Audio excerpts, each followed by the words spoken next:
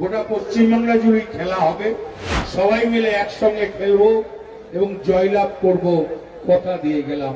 খেলাধুলো একবারে 34 বছর ধরে বন্ধ হয়ে গেছিল।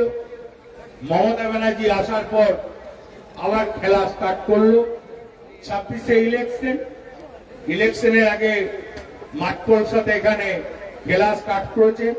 গোটা পশ্চিমবাংলা জুড়ে খেলা হবে, চিন্তা করেন না, খেলা 100 বার হবে এবং আপনারাও খেলবেন, আমরাও খেলবো, সবাই মিলে একসঙ্গে খেলবো এবং জয়লাভ করব কথা দিয়ে গেলাম।